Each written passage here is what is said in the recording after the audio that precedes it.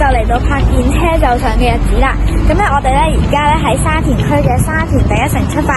咁下一陣咧就有邊架巴士到，咁我哋就上邊架啦。咁咧而家咧就嚟到沙田第一城呢個站啦。咁咧好快咧就第一個車嚟到啦。咁大家估下係邊架先？咁咧第一格嚟到沙田第一城站咧，就係40X 往葵涌村方向。咁睇下我哋咧10個站之後係咩站啊？咁咧40X 第10個站咧就係葵康苑，咁我哋喺葵康苑落車。咁我哋咧而家咧就到咗葵康苑，咁睇下下一架嚟嘅車係咩啊？咁我哋咧而家又上47X 啦。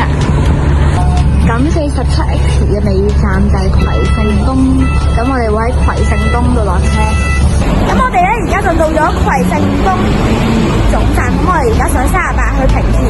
咁而家又上咗38往平田方向，咁我哋第10個站就係葵興路葵興村，下個站咧就到葵興路葵興村啦。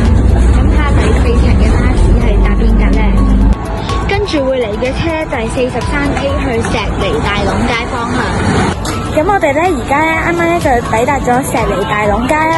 咁我哋咧而家咧就會搭35A 往尖沙咀東方向嘅。咁而家咧35咧有車啦，咁我哋準備上車。咁而家咧118就有車啦，咁我哋而家上118。咁我哋咧而家就喺亞公岩道落車，咁睇下一架車係咩車啦。咁咧我哋而家上咗118號啦，咁就喺柴灣亞公岩道落車，第17個站亞公岩道落車。好啦，咁而家8X 就有車啦。咁我哋咧而家就喺漁灣村度落車。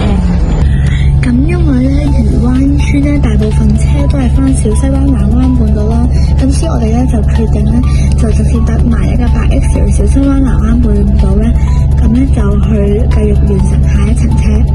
咁咧今日咧見車就上咧，一定會搭埋788啦，去中環嘅砵甸乍街咧，咁然之後咧全日嘅見車就上行程咧就完結噶啦。